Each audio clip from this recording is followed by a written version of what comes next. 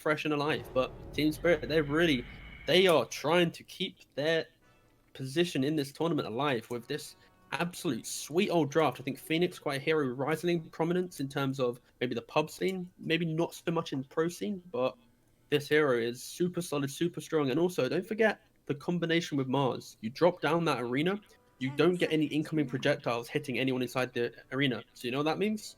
Put the egg inside the arena, boom, invulnerable egg.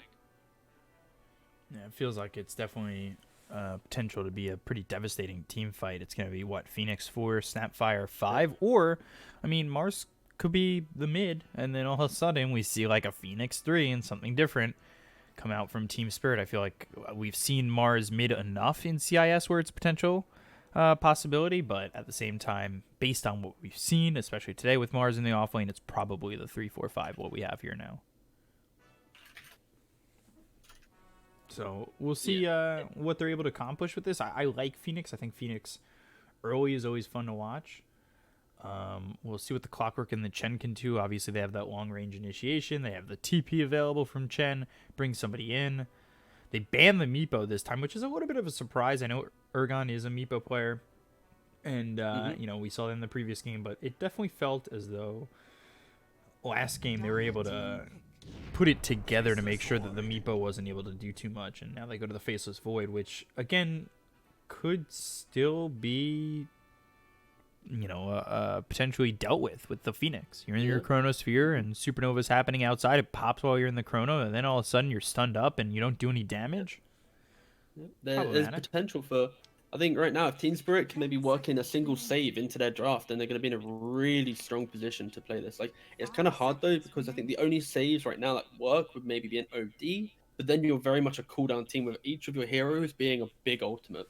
So I don't think that probably is like hot on the menu right now for them. But no, I think the Meepo ban, it primarily it's like we need to ban it out because we don't want to waste our last ban to cover Meepo, right? TeamSpirit have that last pick. If you keep the Meepo until the end, there's potential that like you ban Meepo, but now it's suddenly a really good Huskar game, for example. So it's like if you know you don't want to play against it because in this example they're picking Void, just ban it out now, get rid of it, let's not think about it.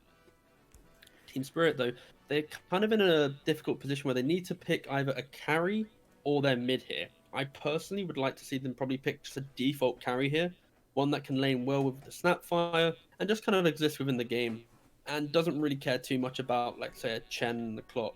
The clock will, it's probably 4 actually, but let me think. What you could always just go for like a default Juggernaut. You don't really care. Just, oh, it's already banned. Sorry, forgive me there. But Gyro could actually be pretty strong just for the wave clear against the Chen. But Wraith King, yeah, that's the.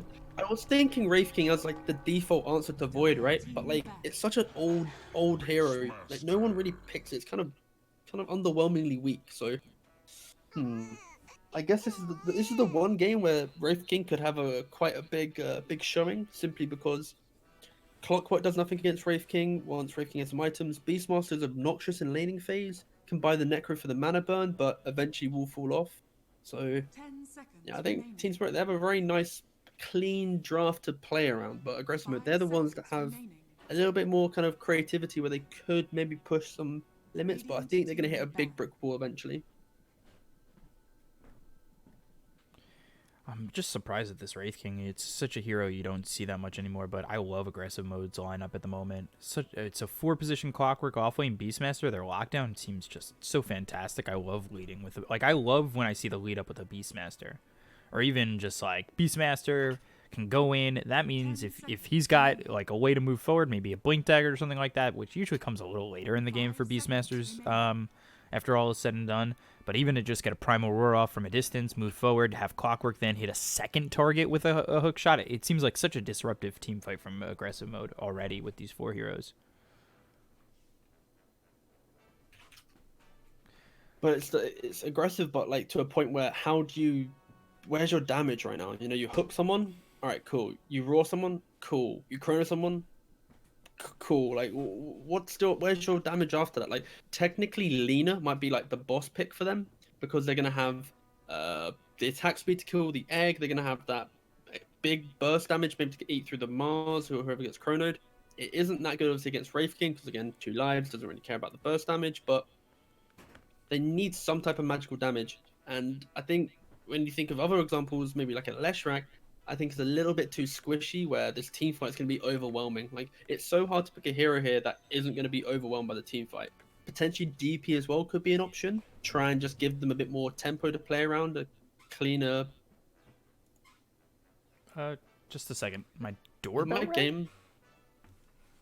I'm the only one home Hold to up. answer it? Can you cover me for a second? No, we're I think currently we're paused, Yeah, too. no worries. Yeah, no, I was really confused. So I was like, all right, what's happening? All right, cool, we're paused. All right, the band puck. Right, you go do your door. I'll do this. I got this. All right, so they picked the Shadow Fiend. Oh, mate, this is what they needed. So it's tankier than the Leshrac. It's better than the Lena. Gives the same magic damage that they needed. Also scales into physical damage as well. Phase, treads. Oh my god, I said phase. Forgive me. Treads, drum, BKB, this type of itemization. Also the aura as well, the level 15, affecting buildings, gives you a bit more push potential. Again, the major concern though is the team fight from TeaSpirit is just so overwhelming. They just need to pick any hero right now that can push out lanes on mid. With any wave clear, I think they're in a really good spot. So it also returns where they could also maybe go for this Lena or hold up. Meet Lone Druid. Oh, okay. My friend Sure. loves playing that hero right now. He's another one of those Yeah. playing it mid. I'm not a huge fan of it, but you know, Urgon here on the Lone Druid with the safe lane Wraith King, and then I actually see that they've got the Shadow Fiend over mid. Clockwork still gives souls with cogs, right? It That does. still exists. Will they be doing it? Probably not, because I think Raises is super strong, but it's no, I like the idea of this Lone Druid pick. It moves more away from wave clear, but then you literally cannot gank us because the Clockwork's going to run to mid to a Lone Druid and be like, ah, it's a Lone Druid. He's going to run to the Mars and be like, oh, even if I cog the Mars, there might be a Snapfire TP into cogs or like to cook me out of cogs. Sorry, like there's so many ways for TeaSpirit to play their lanes to not feel the pressure. And even if aggressive mode have a good laning phase and start running at them, unless they have like a one item advantage, I think they still are gonna really feel a little bit handicapped in terms of how do we kill the egg? How do we stop the Mars from ulting? How do we deal with the Lone Druid whilst their Wraith King's running it? Like there's so many ways for TeaSpirit to just take the fight that I think I think TeaSpirit are taking the lead right now just within the draft. So we'll see if TeaSpirit can finish this 2-0. It's very important for them to 2-0 this. It at least gives them potential to not be in relegation potential. Gives them potential to not be in relegation matches. Yeah, this is critical for TeaSpirit to win because the start of this tournament was rough. It didn't look good, but now they're slowly turning it around. I guess maybe picking up some of the pieces, and obviously they got this new lad on the old carry. So who was their old carry actually? For Spirit, it was ILTW.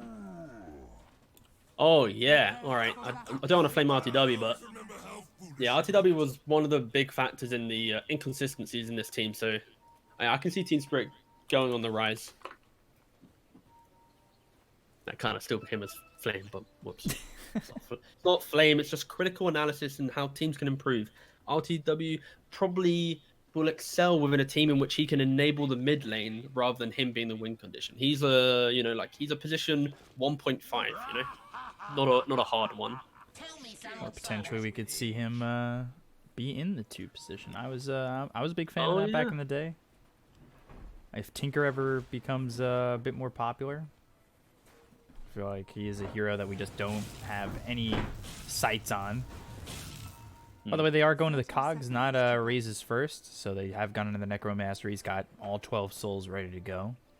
Okay, that's interesting. I feel like the laning presence of having the raids is always high value, but I guess sure, if you've got the cogs, why not use it? The other thing as well with the cogs, you're going to be able to cogs back your wave to maybe bring it back a little bit, but again, it'll be interesting to see how the Clockwork starts this game. He does have the boots and the 3 tangos, which means he'll probably be skipping a lot of waves.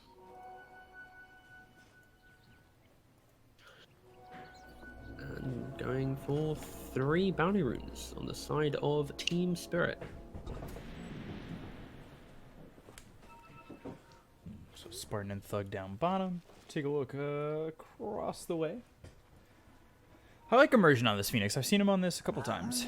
There's a lot of heroes I like immersion on. He is, I don't know if you've ever seen his Earth Spirit either. Yeah, I did. He does have some standout games for sure. I think like his Earth Spirit is one of the classics, and I think it's about like for supports to excel, they need to have cores that also have good times, good lanes, right? And I think immersion might start having a bit more of an impact within these games if he can rely on his cores having like better starts and stuff, especially with the roles, the player swaps and stuff. So Ooh, stun onto Skylark as well as a Scatter Blast. Just so much damage coming out that quick. And you do have the Mango available on the Wraith King, so I wouldn't be surprised if that's not the last time that they go for that. Although, another Scatter Blast used there by Misha, just thrown out pretty willy-nilly. You got the Bassi, so you're going to have the mana regen to be able to at least spam out a couple more, and it's all about just being as much of a nuisance as possible. You see here with the clock, as expected. Congratulations, position 4 of Boots grabbing creep waves. Really, really cool plays. Sarcasm oozing throughout my voice there. Doesn't even get the deny, but he will get the last hit. Gotta keep it perfect, you know? But level 2 here for Sunlight. He does go into the raises, of course. Urgon, meanwhile, he's sitting level 2. And just 1 on the bear so far, so... What's usually the build on these mid-lone druids? I feel like I've seen such a wild array of builds on lone druids where they go like Mask of Madness on the bear. Yep. Is that still standard? Yeah, I'd say that's probably close to what standard would be like. I think you want to go for an item to enable you early on. The Radiance build-up is so slow. I feel like it's only good in certain games where, like, okay, we need the Radiance for some reason. But in this game, I think early Mask of Madness, set the tempo, play off your team fight, go for buildings. It's going to be potentially unrivaled. Even if they hit a chrono on you, like, it's going to be so hard to kill you for all the spells that it just gives you that early tower potential. Wasn't there, it used to be back in the day, like, you'd go, like, Radiance on Lone Druid? I feel like that was such an old build. Sure. Yeah, it was. It was a very old build, but it was the standard. You get Radiance, you skip out waves, you send the bear around, do whatever you want, live life. But nowadays, it's so much harder to get to that item without losing so much map control. I'm also very worried about this Void. Like, we talked about how potentially Supernova could be detrimental to the Void, but on top of that, I feel like just the Fire Spirits can be very hard for the Void to really accomplish anything. Like, you go into the Chronosphere, and then all of a sudden, you just got yourself dealing with a whole bunch of attack speed slow. Just puts you in it's not friendly for sure. Even in laning phase, like, Void likes to play against high amounts of damage, but with which takes a short amount of time, so he can always get rid of it. But Phoenix, you put a Spirit on him, he goes low. Let's say he wants to jump, you can Spirit him again. Like, it's very easy for Phoenix to continuously harass the Void.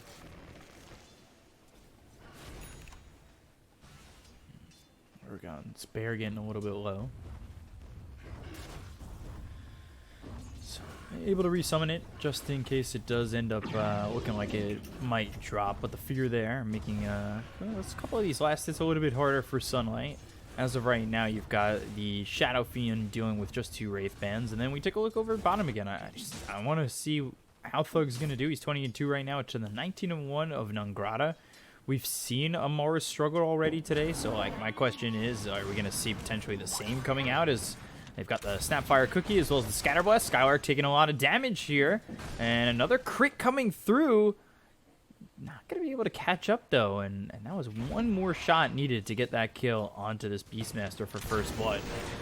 Cogs, Battery Assault, Misha might just be First Blood now, and it's looking like that might become a reality, but stun thrown by Dryacho, and that'll save Misha to throw out a salve and sip on up back to about full health.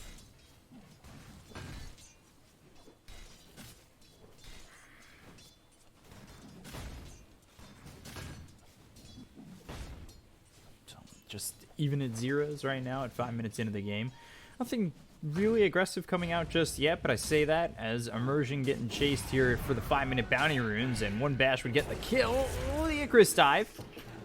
Escapes with his life. SSA Spartan taking some damage here. Fire Spirits as well as the Spear locking him up, and Grata again forced back under the tower. Meanwhile, Scatterblast was used towards top and over mid as well. Sunlight, he's also sitting low. This has just been a bunch of back and forth, but with no kills just yet. So things are, you know, not amazing just yet for either side. But at least in terms of CS, the SF's 26 and 24 feels pretty good to the 17 and 5 of Ergon, and he is not terribly far in terms of experience as Velhor ends up getting the kill there on a Dryacho. They'll take out this Wraith King, but with the rotation over of Immersion, they'll at least get one in return. Probably not looking to lose that Wraith King this early on, but a good kill there thanks to the Clockwork coming in, as well as the Beastmaster moving over. These boars doing a lot, and the battery assault with the boars just makes it such a difficult time to deal with, and Immersion might also drop it. Wraith King taking just enough of the battery assault. Keep chasing. He gets the kill, but it should be... Yeah, this should be a trade. No, this is the Duke of a Century, Velor. He has no TP. No he has way. the TP.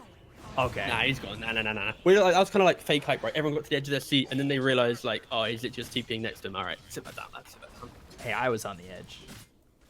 But I always sit on the edge of my seat. I'm like that typical American commercial. You know, you've paid for the whole seat, but you'll only be using the edge. Stun comes out, as well as the Scatterblast on a Skylark. Again, just harassing Skylark back, but, you know, that worked out earlier. However, it did cost Dryacho his life, where he ended up dead just a moment ago. So he needs to still be careful despite the harassment damage coming out on a Skylark. He doesn't have a salve to heal up, but he does have that headdress. And he's got that 6.5 regen for him, so you know, he sits back a little bit. He keeps himself okay. However, stun comes out. That should set up the cookie as well, and we'll see if they have the damage with the Scatterblast on top of it. One more shot, and they will. So now he's got to be careful, though, as Sunlight comes over, gets a raise out to get the kill there onto the Wraith King, and he is looking for another, and he will get it. Misha also falls. A double kill here for Sunlight. Takes him out of the mid lane, but 2 kills is fine. Yeah, nice. The thing is, though, with Wraith King, he's not a very strong laner nowadays. This is why he's not really picked up. Like, his single target stun, his clunky kind of laning presence, like his skeletons are kind of whatever early on. Like, this is why he's not so good. But it's transitioning from that point into the game. Like, he can always go jungle. He opens up the lane for a Snapfire to freely push out the lane potentially. Like, there is chances for TeaSpirit to not feel so impacted, but Nongrata getting a solo kill onto the Void, not even using his ultimate in the bot lane. He literally just spearing and God's rebuking him, gets the kill, so... Oof. Dog. Kind of surprised. Yeah. I was not expecting that. I wasn't even looking towards that bottom lane to think that maybe that would happen, but... Cogs. Misha. Alright. Fire Snap Cookie to escape all harm. And that's a good way to get out and place some vision down, but you have to expect that there's vision there. I mean, there's only one reason to come in between the tier 1, tier 2 like that. It's if it's early and you're trying to get the courier, or if it's later in the game and you're throwing down a ward and immediately Clockwork with 2 sentries. I think catching where both these wards are, that would feel really bad for Spirit. Well, there's one. Question is, can he get the other one? Meanwhile, mid, Sunlight taking a lot of damage, but Spartan and Skylark are here. They've got the Primal Roar, and with just one raise. And then Grata tries to come in, but the Cogs are there with the battery assault. This is a poor arena. Yeah, this is... That Cogs, though, is really saving it, because it just kept the Mars close enough to Clockwork so he could tank the spear. If the Shadow Fiend got hit by the spear, potentially might have died to the damage from the wall, but... It's just the movements right now are just a little bit better from aggressive mode. They're the ones being able to start the fight, and thanks to TeaSpirit, they come online at 15 to 20 minutes when their Raking's a little bit tankier. This Phoenix got levels. Like, look at this Phoenix, level 4 right now.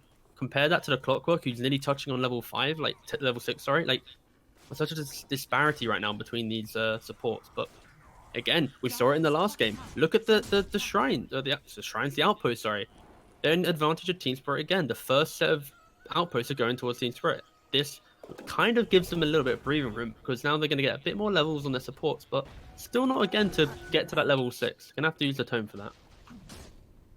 Yeah, but it does push them closer. They get that experience both in their hands with the outpost, so it definitely feels good to get that. slows down the clockwork where now the Phoenix is not too far behind. You know, you get that tome, you'll have that supernova. Or I feel like they almost even... Who's getting this tome right now? I feel like Snapfire would want it because I do want the kisses inside the arena. But I'm not sure the timing is going to be that big of a difference. Nangrata throws out a spear. They'll have the vision on him. They won't be able to get the kill onto the Mars. And over bottom, Dryatra is just continuing to farm. He's sitting here at 1,300 gold. He feels all right. Enough to continue to put the pressure on with those skeletons, but he needs to be careful. I know Velhur is looking for a hook shot, but they've got vision with these Wraith King skeletons coming in and going after these ancients. Skylark all by himself.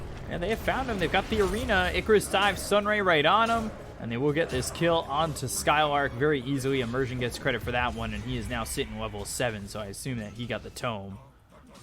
And well, with that, I mean, Snapfire about to hit 6. So you'll have the tools necessary. Yeah. And I think, again, it goes back to just the outpost. Like, having that control is so huge this early on, especially if you're behind in experience, which they were.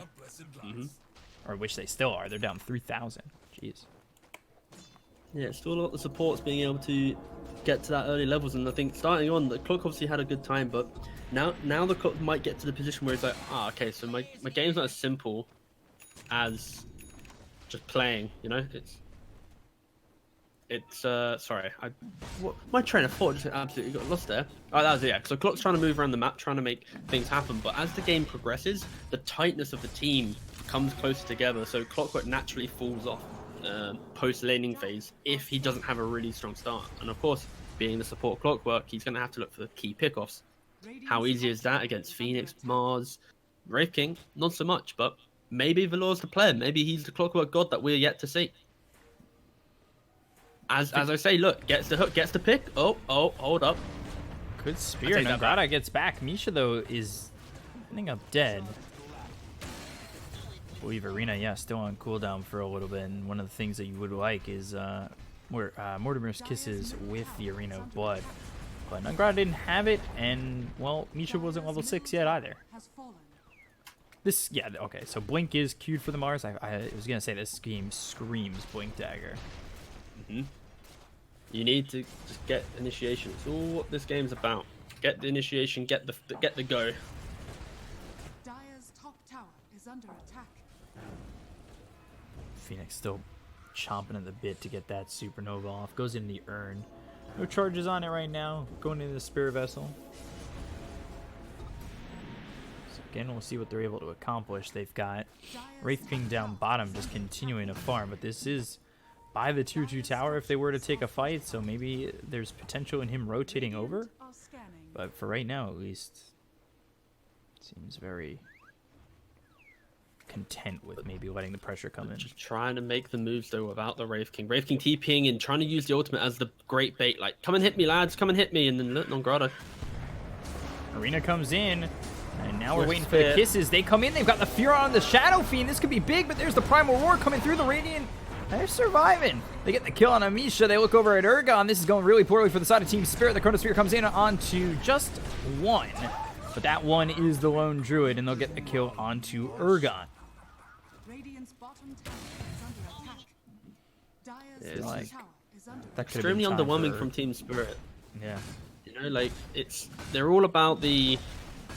once we get to our items, we're super strong, but right now I feel like they're forcing it a little bit too much. Like, you didn't need to bait into that area. Like, when you think about that TP, right, there's TPing into this tower and then you move into this high ground, but you have no vision here, you have no control, so your entire play is built around hoping that they jump the Wraith King so that they're condensed into the Mars. Mars then also misses his spear. The Phoenix cycle was super defensive, therefore he didn't really stun anyone. So TeamSpirit they tried to go for a play, missed pretty much every spell together, and then just kind of petered out and died, which then resulted in an aggressive mode getting a free Roshan.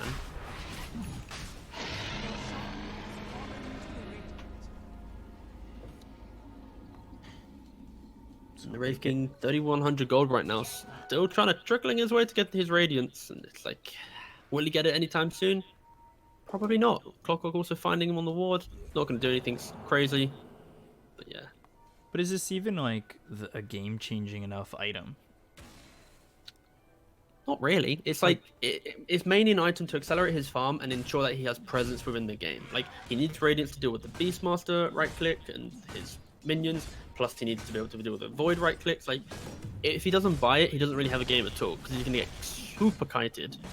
So it's just his way of enabling farm and ensuring continuous presence outside of BKB pickups on some of the heroes.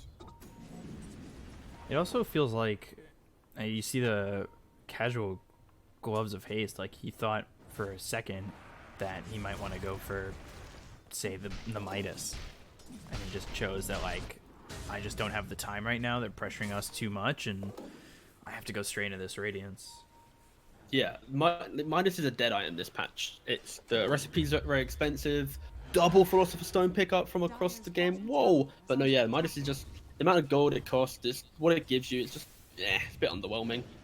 The game's all about this 15 to 20 minute fight, so Midas is about the 25 to 30 minutes. So if you're able to offset the game by that amount of time, then maybe you could work it in. But 99% of the time, do not even touch this item. Thing here is, like, yes, he'll have the Sacred Relic, like, that's great, cool, 60 extra damage, but he's still a recipe away from this Radiance. Like, this is a long time till this Radiance comes through, and then Urgon's not really farming that well. You've got Mars, who's doing okay, all things considered. Beastmaster obviously overtaking him, but that's just the nature of Clockwork, though, look at him. If they can get this kill, that could be big. Could be a good, decent chunk of gold, but the Primal Roar on Amisha. Now they've got the Chronosphere. This is so poorly executed by TSpirit and perfect for the side of aggressive mode as they get the kill there on Urgon. They'll also take out Nangrata 3-0. And hello, Radiance, maybe eventually one of these days we'll have a Wraith King fighting with us. If it'll even matter.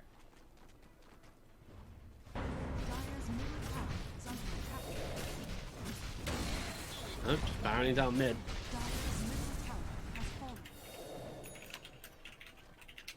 This just feels like that. Honestly, this feels like it could just be the end of the game. They push in hard enough, win one more fight. Why not go straight tier 4s? Obviously, they don't have Chronosphere. They have Requiem. They have Hookshot ready to go. They push in onto this Rax, and Sunlight able to finish him off. I mean, it's that easy right now.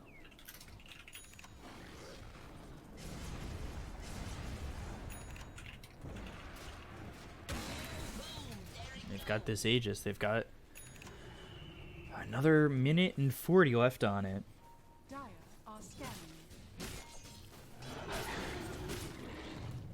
Yeah, they're not going to really try and do anything too crazy with this. It's like, they just don't need to. They're 11k up at 18 minutes. They are absolutely working TeamSpirit right now. Taking all the outer towers, taking the Roshan, taking whatever they want. And I don't think they're too scared. I think the main thing about this, the whole idea, so the concept of Wraith King against Void is like, okay, so Wraith King's gonna buy Radiance, Void can't do any damage from Chrono because of the Radiance burn, and then eventually, if the Void gets BKB, it still takes so much time to kill him, so it's like, you can never really deal with him. The flip side in this game is, you have this pipe build on Skylark, look, pick off after pick off, Misha's dead, like, the game's already collapsed so far that the Wraith King can't freely farm, he's not gonna be tanky, so you kind of got to creep as a carry right now, and it's just kind of what the hero is. Oh no, did you see that? The clock went to hook the Wraith King, but he hit the Hawk instead. Oh no, but yeah, this game is an absolute a dire position right now. It's like aggressive mode can do literally whatever they want. I don't like that blue line drawn by Spartan. You just go up, go end, shoot. There we go. Nice. Ignore the blue line. Sick. Maybe that was the blue line that made them feel like this is our side of the map, and they meant the dire side. Oh, all right. Minimap analysis. Big fan. 2K minimap analysis. Blink with the arena coming in, and they're going to look for the Mortimer's Kisses, but BKB is popped by Sunlight. They get the Chronosphere out on two of these heroes, getting out of the Mortimer's Kisses, but back in onto the Phoenix where the Bash is coming through. There's no Supernova. I don't think we've seen a Supernova this game. That's the thing. Dryacho on the run. They'll call GG. 20-minute game. Okay, I didn't expect it to be like this. I thought TeamSpirit might be able to play a little bit more of the lane and have a bit more of pizzazz in their game, but no, aggressive mode. Such great execution. I think this clockwork moving around the map really kind of clinical. I think Skylark played in quite aggressive positions, but even though he sometimes got punished, it was like, cool, whatever. You've killed a Beastmaster, and I think TeaSpirit, they were never able to put their pieces of the puzzle together. When you pick a lineup that is so teamfight heavy, you need to be able to execute. You need to be able to get the Marza off, get the correct spear, the egg, and it's like, if you don't hit these key spells, your Wraith King never will have impact anyway because you had a bad lane. Your Lone Druid still kind of in farming mode, so yeah, I think a bit of disconnect between what the cause wanted to do and how the team was fighting just kind of put aggressive mode in a position to really punish and get that quick 20-minute win. Yeah, and what comes along with that is the fact that I think Spirit are locked into 6 points, which means they are in 5th or 6th. They're destined for relegation. Aggressive mode trying to push their way out of it. They've at least locked themselves up a point, which puts them at 3-3 matches. So like, they look in an okay spot to not be in relegation if the team exists next season. And we'll see what we see in game 3. Are we going to see another 20-minute quick one? The aggressive mode really just, like you said, clinical, and it looked really good overall from them. So we'll be back with game 3 in just a moment. Stay right there. We'll be right back. Stay tuned for more Parimatch League Season 2.